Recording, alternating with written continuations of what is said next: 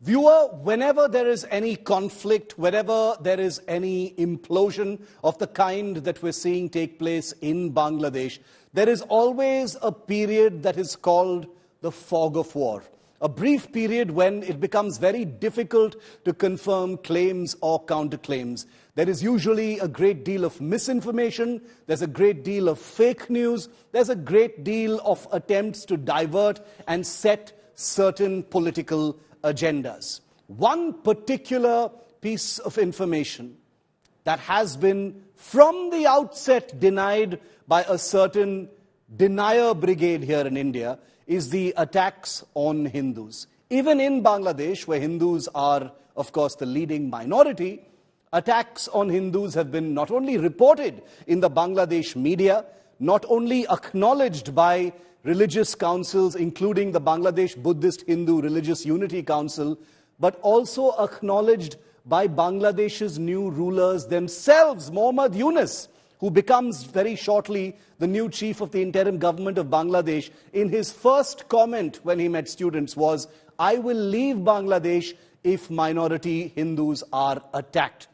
I have no place in this country if such attacks will continue." Even the Jamaat-e-Islami, which is known to be a proxy of Pakistani forces, has issued a statement saying attacks on minorities are unacceptable. While all of Bangladesh, whether it is the government, whether it is the military, whether it is the new political system, whether it is the students, whether it is the media, acknowledge that attacks are taking place on Hindus and Hindu minorities in that country, an entire brigade of all is well fact-checkers and others in India, both from the media, both from the political system, are busy investing their energies saying, "Kuch nahi hua." Nothing has happened. It's all fake news. It's true. There is a great deal of misinformation. There are pieces of fake news. But the amount of energy being invested in whitewashing these crimes, making it seem like no attacks have taken place, that these 54 attacks being reported in Bangladesh are complete rubbish, an attempt to set some kind of a Hindu-Muslim agenda in what is ultimately civil unrest in Bangladesh, is perhaps the most insidious whitewashing of crimes. Are they trying to say these crimes simply have not happened? Are they saying by posting pictures of unity councils, as it were, standing around the homes of Hindus, are there because nobody really threatens those Hindus? Are they trying to say that the attacks on minority Hindus in Bangladesh should not be reported because only a handful, as they claim, have actually happened, and that is not the real story? Remember, these are the same brigades that are cheering on the kind of violence that are taking place. Political opponents are being killed. Remember, it's not just minority Hindus. 21 at last count of the Awami League of Sheikh Hasina people have been hunted down and killed, according to Bangladeshi press reports. Many more people are scared and vulnerable about attacks continuing.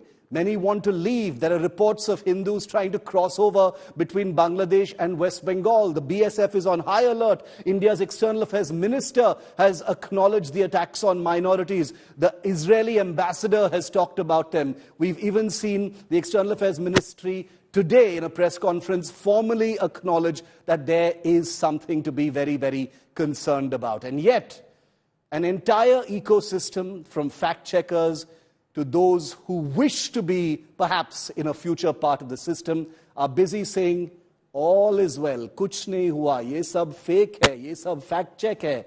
There's nothing happening at all. My submission to you, viewer, is this. Of course there is fake news, of course there is misinformation, as there always is in civil war. But I would submit that those spreading fact checks to assume or to basically give the impression that nothing has happened at all, that there are no attacks on minority Hindus at all in Bangladesh, are just as guilty as those spreading fake news. Think about that for a minute.